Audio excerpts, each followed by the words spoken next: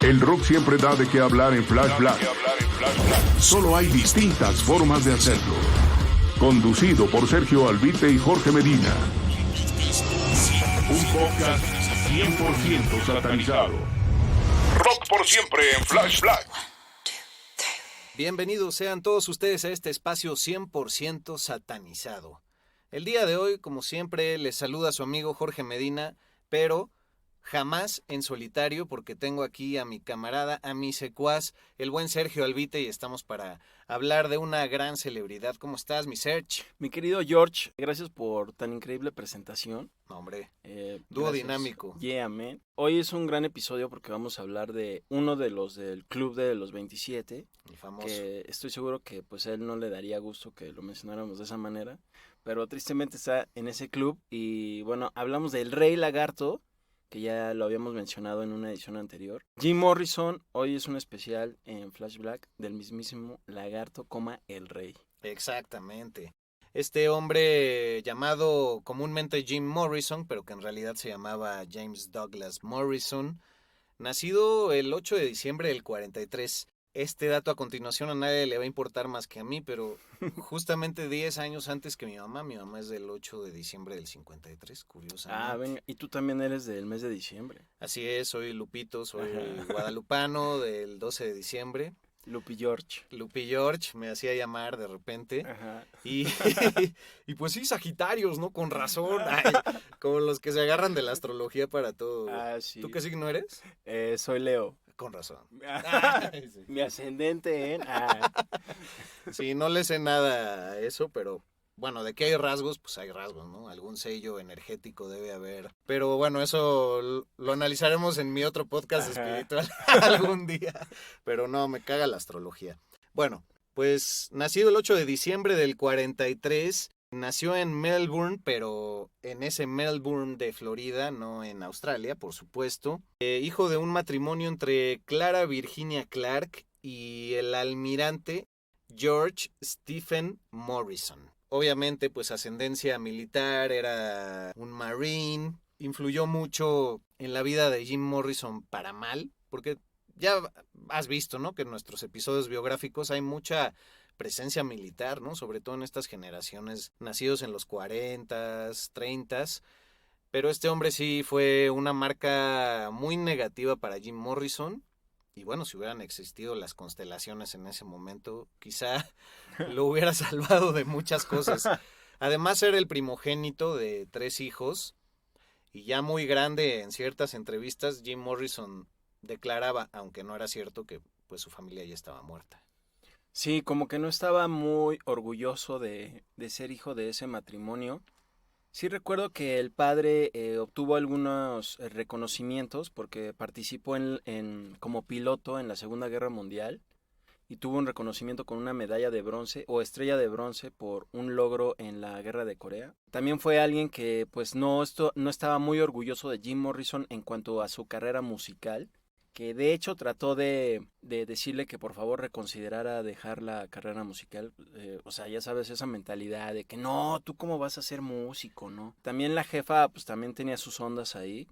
Jim Morrison se hacía pipí cuando de pequeño en la cama y la jefa así en vez de decirle, no, pues aguanta, tú tranqui, no pasa nada, le decía que se durmiera con las sábanas mojadas como castigo. Pues, ¿qué onda con esos jefes? No, los psicólogos del mundo ahorita brincarían así. Pues esas son marcas que quedan de por vida. La infancia, ya lo sabemos, es súper importante y pues con las décadas hemos ido revalorando esas cosas, ¿no? Pero siempre se ha pensado que los niños son pendejos, que no sienten, que no se va a dar cuenta. No, tú, mira, saca ahí la caguama, no se va a dar cuenta. Sí. O con cosas peores, ¿no? Sí.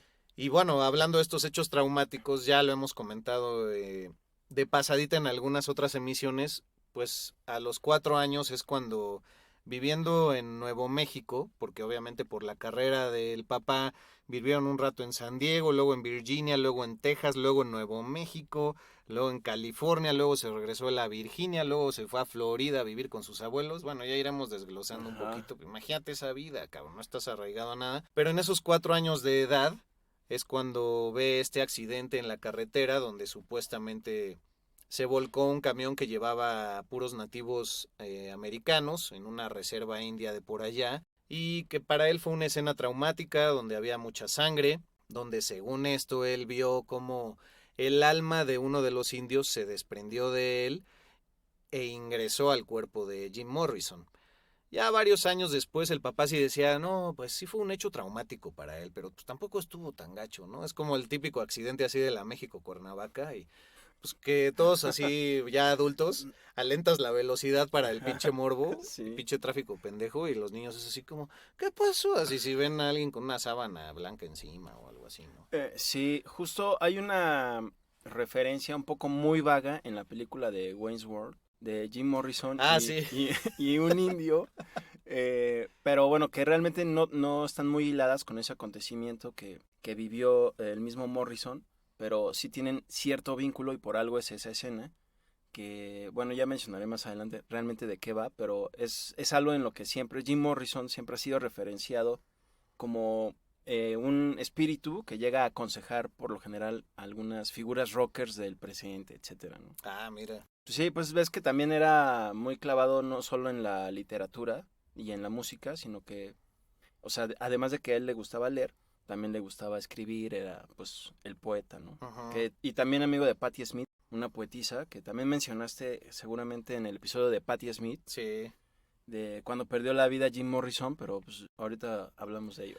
Poco a poco. Yes, Pero man. sí, pues aprovechando que ya mencionas a Patti Smith, pues también Jim Morrison por todas estas mudanzas de su familia y así, pues se volvió un adolescente muy abstraído, se devoraba los libros, no tenía pues muchas facultades sociales y también era súper fan de la generación Beat con Kerouac, con Burroughs, con Ginsberg, pero también así como Patti Smith leía mucho a Baudelaire y a Rimbaud, también se clavó mucho en Camus, en Kafka, y bueno, Nietzsche era como de sus chonchos. Pero volviendo a las declaraciones que hacía la familia de lo que pasó ese día en el accidente, la hermana dice que pues sí recuerda vagamente que algo pasó, la hermana es menor que él, o sea, obviamente menos detalles va a recordar, pero ella decía que él le echaba ahora sí que de su cosecha, que exageraba bastante la anécdota y que era la típica que soltaba a veces en cualquier momento, un poco para llamar la atención, que sí tenía algo de eso nuestro querido Jim Morrison. Sí, y en general él como que le echaba bastante crema a sus tacos, o sea, aquí en México es cuando se exageran las cosas, Uh-huh. para no solo describir cosas como la que mencionas, sino también como su carrera. Él según sabía cuándo se iba a acabar y cuándo él iba a morir. Bueno, y esto también se debe a cuando falleció, por ejemplo, Janis Joplin y todo eso. Pero también se llevaba con mucha gente que estaba en este ámbito como del espectáculo y de la onda artística, no solo del rock, sino también del blues, ¿no? Sí, y bueno, además de que estudió cine, entonces ahí conoció a mucha gente también de la prensa de Los Ángeles. Bueno, incluso a Ray Manzarek lo conoce en UCLA, que ahí vamos a llegar. Pero pues sí, tenía puro amigo excéntrico y dicen que conforme la adolescencia penetraba en él y esos granos emergían como en todos nosotros, se volvía más raro. Hay un maestro que ha declarado también que a veces leía cosas tan raras y se devoraba libros tan raros del siglo XVI, XVII, que tenían que ir a checar si esos libros realmente existían en la biblioteca, pero tenían que ir a la biblioteca del Congreso, que todavía pues tiene una literatura mucho más compleja y que se clava en la política y las leyes, ¿no? Entonces, pues sí, un hombre que fue un nómada, no por elección, y ya estando más o menos grande, sobre todo en la prepa, pues es cuando de California se tiene que ir otra vez a Virginia, y de ahí se va a vivir con sus abuelos a Florida, en Tallahassee, y dicen que ahí ya era medio gacho con sus abuelos, que casi no les hablaba y que se burlaba mucho de ellos. Este hombre era un provocador por naturaleza, era intenso, era oscuro, pues le gustaba la rareza. O sea, ahora sí que el friki del salón que luego se vuelve un artista, ¿no? Así el foreverazo, ¿no? Que nadie pela en la escuela así de no manches. Yo tenía un colega que le decíamos el zombie. Ah, qué mal. Y seguramente ahorita ya está triunfando en Cannes o algo así. Pero Jim Morrison sí es alguien que, por ejemplo, también manifestó esa rareza cuando ya con The Doors, por ejemplo, en vivo, Ujú. de repente lo arrestaban en el escenario, que de hecho él tiene el honor de ser la primera persona en ser arrestada en un escenario, porque estaba diciendo bastantes palabras indecentes. Leperadas. Exacto. Y ya se lo llevaron, obviamente ya después lo soltaron, pero bueno, hay que dar ese registro y porque a él le era indiferente pues hablar de estas cosas en un escenario, ¿no? Sí, también porque desde muy joven dicen que abordaba a la gente en la calle con preguntas raras, que les hacía bromas, que les quitaba cosas. O sea, sí era un loquito, al estilo de Ozzy Osbourne, pero todavía más dark. O sea, como que ahora sí que si no sangra, no marca, ¿no? Entonces, pues como que le buscaba por todos lados, ya desde que vivía con sus abuelos también en esa época. Hay un registro de que en un juego de fútbol americano, que pues es como sagrado allá, se le ocurrió quitarle un casco a un policía y fue de las primeras veces que fue arrestado y de hecho hay fotos de él arrestado todavía muy joven con el pelo corto, porque ya más grande todavía fue arrestado varias veces y creo que de esa anécdota que tú comentabas es una vez que estaban como en el backstage antes de salir al escenario y uno de los guardias de seguridad lo desconoce, lo ve adentro y le dice, oye, tú te tienes que salir, la chinga. Y como este güey pues tenía conflictos de autoridad, pues porque todo eso se refleja con el núcleo familiar, pues entonces lo empezó a retar y le dijo, no, pues ¿qué te pasa? Que yo estoy aquí, que la chingada, que voy a actuar. Y entonces el policía le echó gas pimienta y cuando se subió al escenario dicen que se retorcía todavía actuando y que le contó a la audiencia lo que le había hecho el puto policía, el fucking pig. Ajá. Y entonces, como incitó un poco a la violencia y empezaron a aventar sillas, fue que lo arrestaron por primera vez. Cámara. Eso fue en Miami también. Rifándote, buen dato, ¿eh? Eh, Pero chido que se pudo expresar. Ahora ya nadie lo puede decir al micrófono lo de la policía porque de volada te baja. Ah, sí. Ahí todavía ese güey pudo decir. De hecho, aquí también hay multas si insultas a un policía ya en el tránsito. En la eso. calle, Ajá. cámara, eso no lo sabía. Pues es que todo lo van deslizando ahí. Digo, claro, también luego la gente sí es bien ojete con los policías, sobre todo aquí Ajá, en México, porque sí. nadie los respeta y porque tienen una mala fama de, pues, de que son chuecos y que hay mucha corrupción en su vida y que, pues, secuestran a la gente y la matan. Ujú. Pero, pues, a veces esa frustración sale por el lado inequívoco y el típico de que te para así el policía aquí bien amable, ¿no? Porque eso sí es contrario a Estados Unidos que te hablan de golpe así. Put your hands up where I can see them. Stop now. Y así, ¿no? ¿Y cómo es en México? Y aquí es, buenas tardes, señorita, ya casita ahorita, ¿o qué? Y así es como, ay, Poli, o sea, obvio voy a mi casa, ¿por qué me paro ahorita? Ya es bien tarde. Entonces, obvio, les cae que les digas Poli y así. Bueno, no vamos a hacer una Sí. analogía de respeto a las autoridades, pero Bueno, pues hay trucos también, sí. o sea, uno, jamás veas a los ojos a los policías, Exacto. porque te van a parar.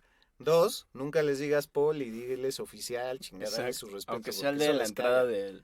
del súper y así. Buenas tardes, oficial. O de tu condominio, o lo Exacto. que sea. Es un error que cometió Jim Morrison, sin duda. Sí. Porque siempre lo sacaban de muchos lugares bueno, además de que justo se enfrentaba a las autoridades pues, por borracho o cosas así, pues cometía el error de no decirles oficial.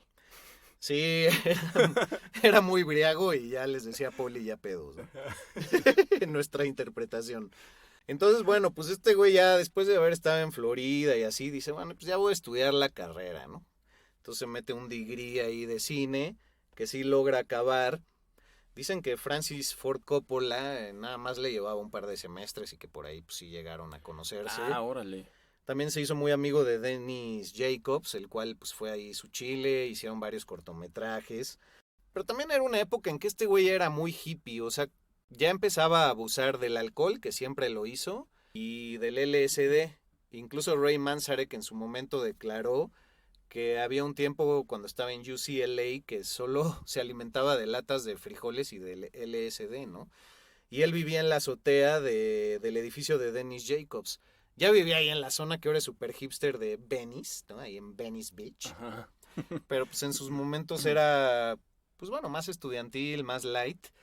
Y no era muy, muy fan del rock and roll en sí. O sea, la música llegó por accidente a su vida, casi, casi a consecuencia de un cierto fracaso o más bien desilusión en el cine, porque como era el güey más leído, más culto y demás, pues muchos esperaban que iba a hacer grandes cortometrajes a la hora de graduarse y así, y pues se clavó mucho en el surrealismo y creo que los Doors en sí y Jim Morrison pues es especialista en hacer una construcción de la psique oscura de la humanidad y se clavaba en este rollo surrealista y de llevar las cosas al límite y de qué es la moralidad. Entonces pues nadie le entendía sus obras, le dijeron que era una mierda casi casi y se salió llorando, ¿no? Y desde ahí su frustración con el cine lo llevó a clavarse con las letras.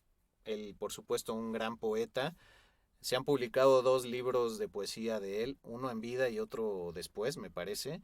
Y ya cuando murió, pues su gran amor, Pamela Curson, pues la familia de ella se quedó con 2 que 3 libros de poesía, entonces, y grabaciones, poesía grabada.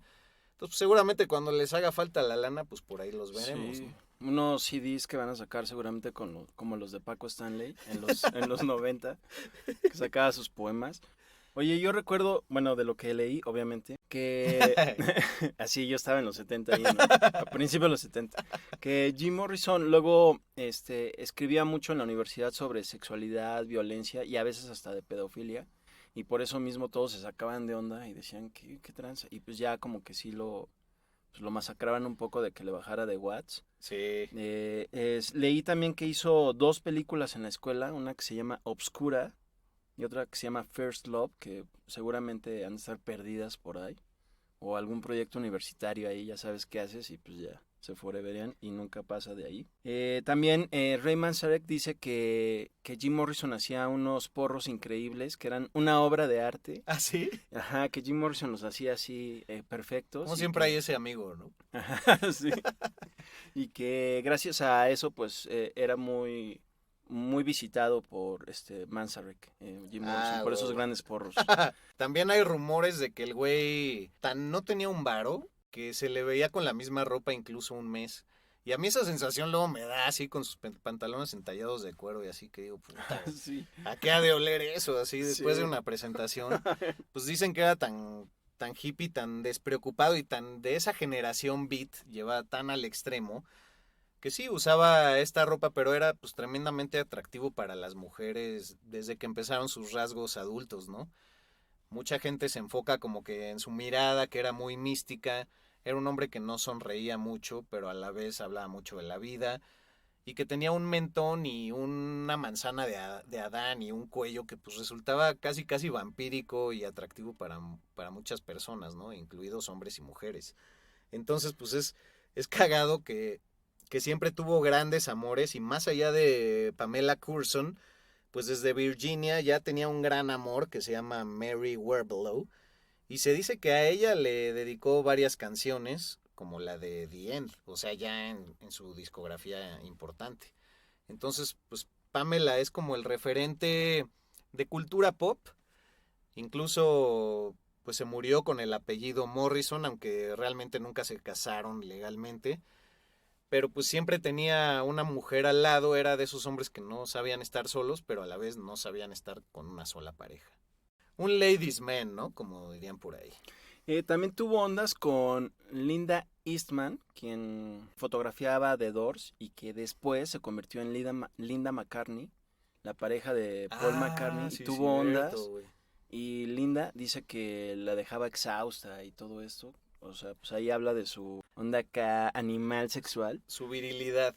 Ajá, pero sí tuvo grandes amores ahí y obviamente, pues del que ya hablamos, bueno, que realmente no fue un amor, pero fue un intento con Janis Joplin. Se dice que sí tuvieron relaciones. Sí. Sí, de hecho hay 3 rockeras con las que se dice que tuvo relaciones, pero nada está comprobado. Ya habíamos contado justo la Ajá. anécdota de Janis que le quebró una botella de whisky en la cabeza y que este güey estaba obsesionado con ella, ¿no? Así de, I gotta have you. Ajá. This Sí. is the end. Ay, sí. Y que pues no, que sí tuvieron ahí como un one night stand. De la que sí se sabe que fueron pareja y que ella se superclavó. A ver, no me digas. A ver, Patti Smith. no. Ah, Pero no, de hecho era Nico, esta mujer de ascendencia alemana, cantante de la Velvet Underground, en donde se dice también que los de la Velvet Underground odiaban a los Doors, se les parecían una mierda, y Lou Reed en particular se expresaba muy mal de Jim Morrison. Pero bueno, Nico ha dicho que fue el primer hombre del que se enamoró, y su carrera como solista también dicen que fue impulsada por las ideas que Jim Morrison le decía de, güey, tú debes de hacer un disco como solista, eres hermosa, tienes el talento. Y ya se obsesionó tanto ella con lo que le decía, que ella siendo una güera plateada, pues como buena alemana, se tiñó el cabello alguna vez de oscuro, y que eso espantó cabrón a Jim Morrison y que pues, hizo que la dejara a la fea manera como pueden dejar los rockstars a algunas mujeres, ¿no? ¿La gosteó? Y la ghosteó, él era el ghosting de ese momento. Sí. Besito por la mañana y ya no sabes más de mí. Si los celulares no existían, pues los teléfonos era más fácil todavía no contestarlos, ¿no? Así, no, pues es que estaba ahí en la banqueta. Ya no Sí. Y bueno, dicen que Jim Morrison se friqueó porque pues hacía que le recordara a Pamela, ¿no? También estuvo casado con la escritora Patricia Kinnelly, la cual sale incluso en un cameo en la película de The Doors de Oliver Stone, protagonizada por Val Kilmer, que hace una gran interpretación de Jim Morrison. Y bueno, ahí hay varias referencias. De hecho, también la que decías del indio en el desierto de Wayne's World, también ahí hay escenas en el desierto psicodélicas. Y bueno, la última con la que se supone que tuvo ondas, pero ella lo desmintió, es Grace Slick de Jefferson Airplane. Oye, también Andy Warhol precisamente estaba fascinado con el amorío de Jim Morrison y Nico. Ah, sí. Que les propuso grabarlos teniendo sexo, bueno, filmarlos más bien, teniendo sexo para su película llamada Fuck. Pero bueno, Jim Morrison ahí pues tuvo un poquito más de coherencia. Ya viene acá. Pues quién sabe. Y bueno, según él que lo abrió, le dijo, fuck you, Andy, o algo así. Pero pues... Sí, yo leí también que Andy Warhol estaba obsesionado con él y con su belleza y que lo quería para sus películas, pero que nunca realmente pudo hablar con él, y que cuando iba a hablar un día con él, ya ahí en el underground neoyorquino, pues que Jim estaba teniendo ondas con 2 chavas y entonces que no lo pudo interrumpir y así. Yo leí cámara. eso. Oye, y entonces Jim Morrison tenía pique con Lou Reed, ¿no? Porque también supe que cuando Jim Morrison falleció, que bueno, ves que fue encontrado en una tina, Lou Reed cuando se enteró de eso dijo, ¡oh, qué fabuloso que murió en una tina! Sí, bueno, eso fue sarcásticamente. Exacto, fue lo que murió exclamó. en una tina, qué elegante. Lamentablemente no fue tan fabuloso su disco con Metallica, ¿no? El de Lou Reed. Pero bueno, su karma. Chance, en paz descanse también. Exacto. También ya colgó los tenis. Sí, porque creo que murió como 2 años después que Ray Manzarek, de hecho. 2013, Ray Manzarek. Por ahí, es reciente. 2 o 3 años, sí. También muchas anécdotas alrededor de los toquines, en donde ya cada vez que iba perdiendo más los estribos, o más bien la sobriedad y la coherencia, pues mostró su miembro también varias veces. Hay escenas muy simbólicas en donde él está casi aparentando dormido, hay fotos buenísimas de él en el escenario, que usaba el micrófono en alusión a un falo también. Al principio dicen que era muy cohibido en el escenario, que incluso daba la espalda, y fue hasta que con otro Morrison hicieron una gira a los Doors en el 66, que era más o menos el año en que despegó el disco homónimo de los Doors, pues con Van Morrison y su banda Them, Van Morrison le enseñó muchas cosas de cómo desenvolverse en el escenario, y que incluso en una de las giras tocaron juntos la canción de Gloria en el escenario, en un bar así de mala muerte rockero. ¿Quiénes habrán presenciado eso y seguirán vivos? Sí, también tocaban en el Whisky a Go-Go, que ya también hemos mencionado varias veces en distintos episodios de Flash Black, porque de ahí salieron muchas bandas de Los Ángeles, de esta ciudad emblemática en cuanto al rock. Y Ray Manzarek, también él al principio de los toquines de The Doors, él era el que cantaba porque justo eso, le daba pena a Jim Morrison cantar.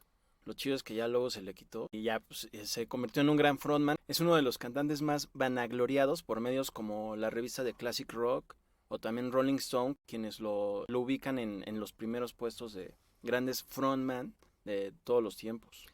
De hecho estuvo en 3 portadas de Rolling Stone, si no me equivoco.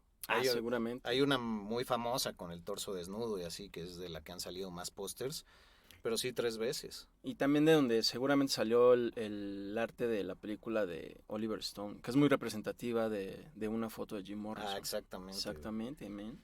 Sí, pues para que no se nos olvide, nada más rápido decir, Ray Manzarek sí compartió algunos semestres en UCLA en la carrera de cine con Jim Morrison, y él al leer su poesía se dice que exclamó, este es material totalmente rock para explotar. Y de ahí fue que lo fue convenciendo poco a poco de que se uniera a él, y posteriormente, ¿sabes cómo según esto se dice que Robbie Krieger, John Densmore y Ray Manzarek se hicieron amigos? No. Pues porque eran muy fans de la meditación, entonces iban a clases de meditación juntos y de ahí dijeron, no, pues aquí la banda, no sé qué. Ah, pues ya tengo un amigo que canta, pero está ahí en la playa buscando viejas. Porque a Jim Morrison no le gustaba ese rollo, entonces a los 3 curiosamente los conectaba el gusto por la meditación, que en esos momentos ha de haber sido algo muy novedoso en este mundo occidental, ¿no? Y traído seguramente de la India. Sí, y seguramente también era considerado muy forever. Sí, Bueno, pero imagínate todos ñoños así de, Ajá. ay, vamos a nuestra Sí. clase de meditación. Sí, Jim Morrison, a pesar de que siempre, como dices, luego parecía tener la mirada perdida, era alguien que tenía un coeficiente intelectual muy alto de 146. Muy cierto, era Ajá. casi un genio. Y te digo, y también bueno, como ya habíamos mencionado, leía mucho, justo el nombre de The Doors lo saca Del libro de Aldous Huxley. así es, The Doors of Heaven and Hell. Que también tiene una referencia a William Blake, ahí claramente, en donde William Blake dice, si el humano pudiera trascender las puertas de la percepción, conocería lo que es el infinito. Venga, Oh, rifado. Está muy chido el nombre de The Doors, la neta. Gran nombre, güey. Y Y sobre todo gran referencia.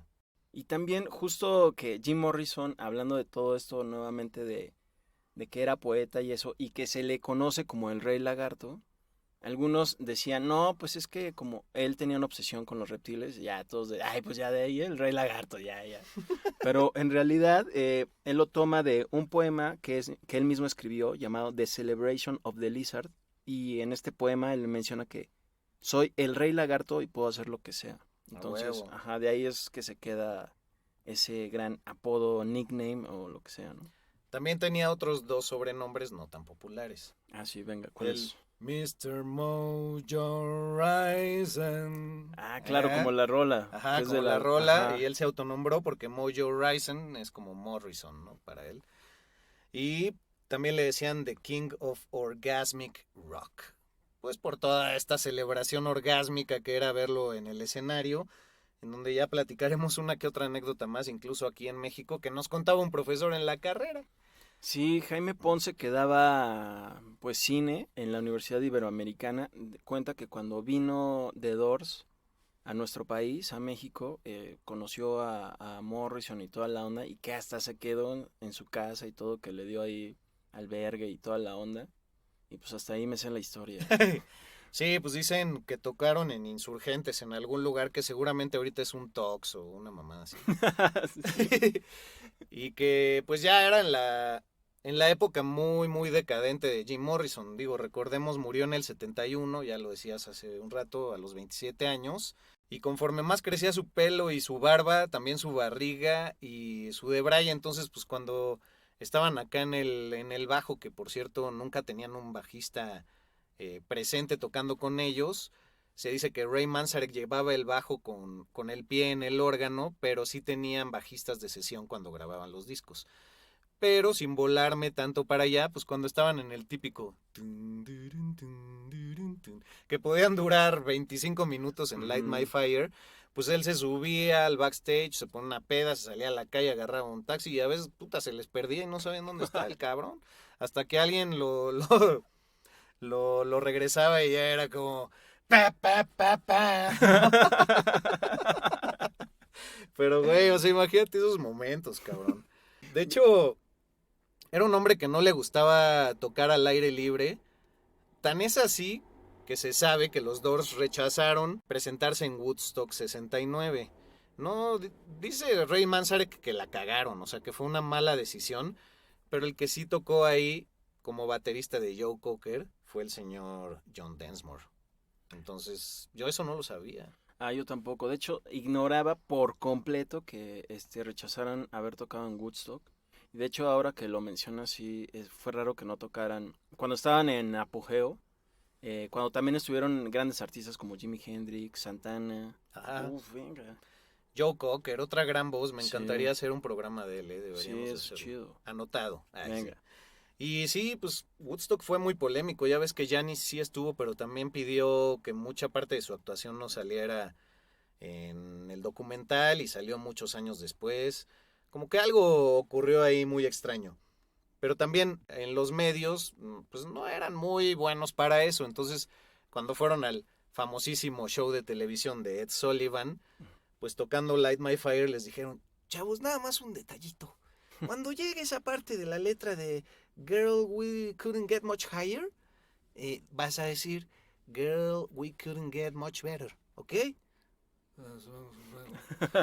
Y ya, pues obviamente llegó la hora de la interpretación en vivo, que era en vivo tocar, y pues dijo much higher, con una clara referencia a las drogas, que bueno, para el infarto de esos momentos, dicen que Ed Sullivan se encabronó, que no se quiso despedir de mano de ellos, y pues nunca volvieron a tocar en ese show. Sí, fueron baneados en su totalidad.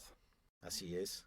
También vi que, por ejemplo, Jim Morrison, además de rodearse de grandes luminarias, pero que también conoció durante la fama de The Doors, por ahí de 1968, era muy amigo de Alice Cooper, bueno, ahora ya conocido como Alice Cooper, en ese momento solo era Vincent Fournier, que era su gran amigo como de fiesta, y se iban los dos de copa, de juerga, y después ya que fallece Jim Morrison, justo ya Fournier, ya con la banda Alice Cooper, le hace una canción, le dedica una que se llama Desperado. Ah, sí, lo dijimos en el de Shock Rock. Sí. Ajá, muy buena esa rola. Y fíjate que yo me enteré hasta como finales de los 90, cuando Alice Cooper, en un disco en vivo que se llama Fistful of Alice, toca esa rola y dice tal cual, esta canción se la dedico a mi amigo Jim Morrison. Y yo así, ¿qué? Y ya como que investigué un poco más y sí eran super cuates así de irse de jarra. Puta, pues es que, güey, no sé, en mi muy humilde mundo, pero es como cuando Juan Cirerol figuraba en nuestro mundo musical, que pues es un güey del norte que cantaba unos corridos muy chidos, cantaba muy bien, para los que no sepan, fuera de México, la armónica, la guitarra.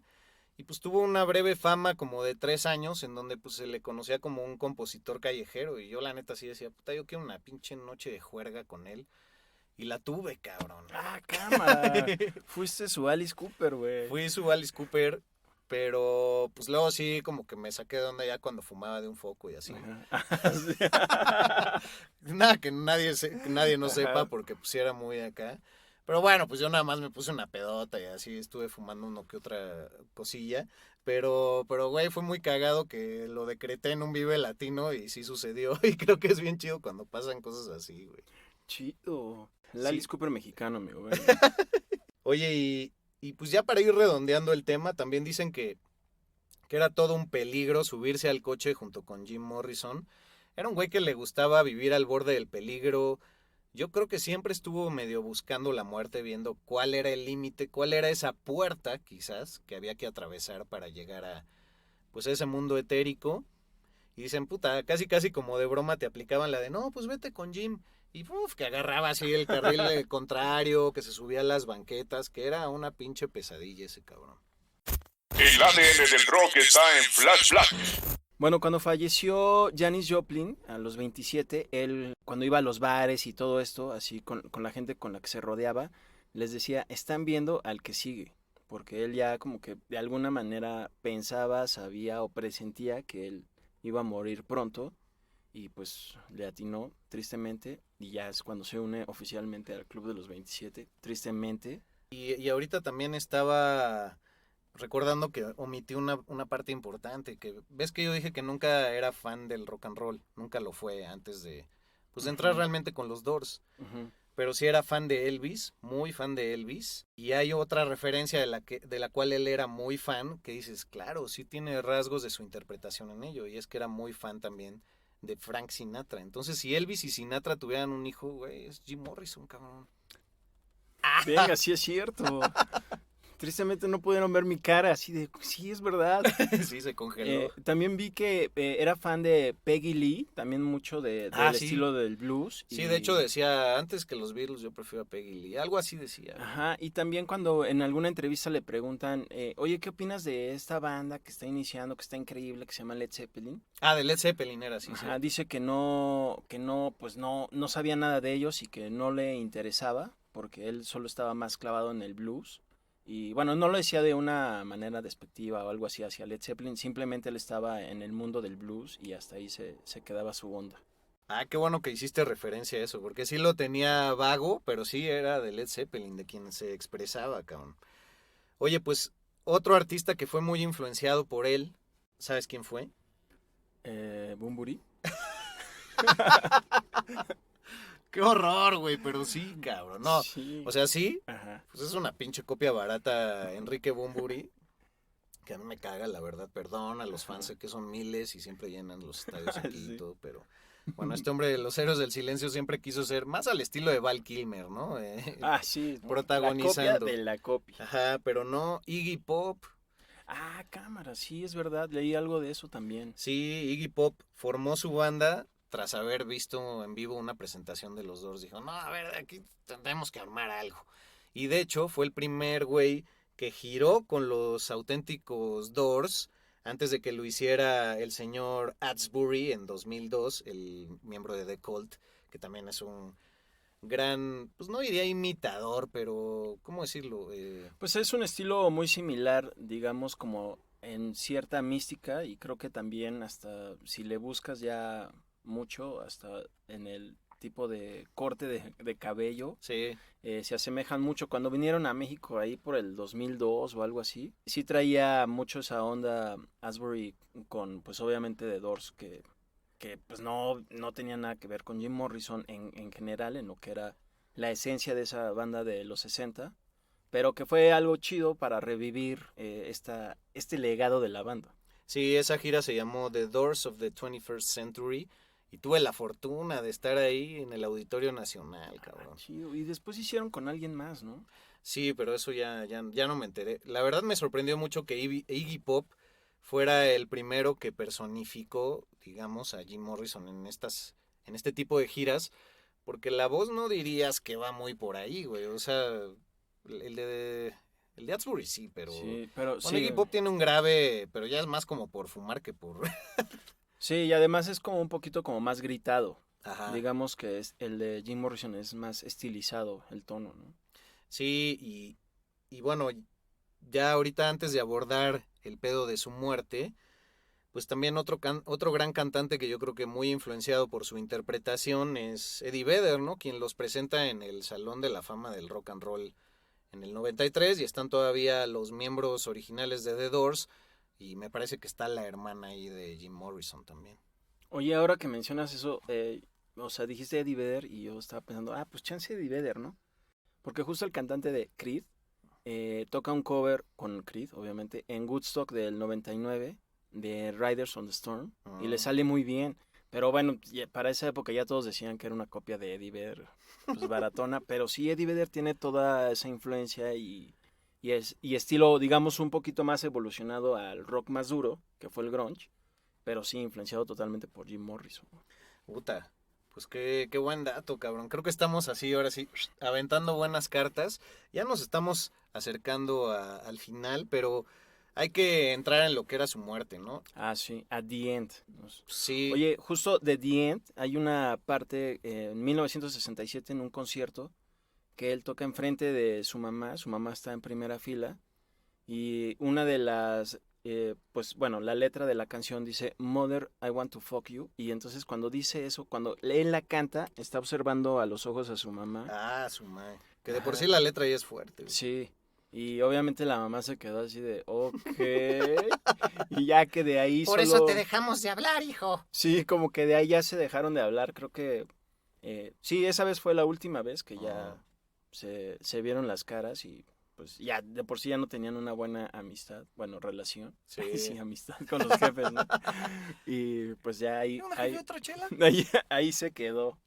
Oye, güey, qué buen dato. Y sí, justamente por eso luego él decía que habían fallecido todos y demás. Decir que Jim Morrison fallece el 3 de julio de 1971. Se acaban de cumplir 50 años este año. Por lo mismo se anunció que va a salir un documental sobre la vida de Jim Morrison para el 2022, que lo va a llevar ahí una productora que se llama Jampol Artist Management, que no sé por qué tiene el legado de un montón de artistas, entre ellos Jim Morrison y Janis Joplin. Y pues habrá que estar al pendiente, fue algo que calentó ahí un poco las noticias musicales en este año. Pero bueno, evocando un poco qué fue lo que pasó al final, pues ya por estos debrayes de que tocando ya ni él mismo se entendía, se le iban las letras, guachaguachaba, había que ir por él. Pues ya los de The Doors estaban muy hartos y después de una gira en Europa, más hartos acabaron de él. Ya pues también componía poco y demás. Y dicen que en algún momento el güey, por voltear a ver su arte y su literatura, dijo, me voy a ir a Londres y voy a estar haciendo ahí cosas, pero pues no le avisó a nadie. Entonces el güey estuvo desaparecido por meses, cosa que como ya dijimos era mucho más fácil en esos tiempos. Y en esos momentos la automotriz Buick se acerca a los Doors y les dicen, oigan, pues queremos usar la de Light My Fire para un anuncio de coches. Entonces, pues que Jim Morrison no dio su visto bueno por estar ausente, los demás dijeron, pues va, ¿no? Pues esa lanita no, nunca cae de más. Y que puta, que cuando este güey se enteró que ya, pues no, jamás se los perdonó.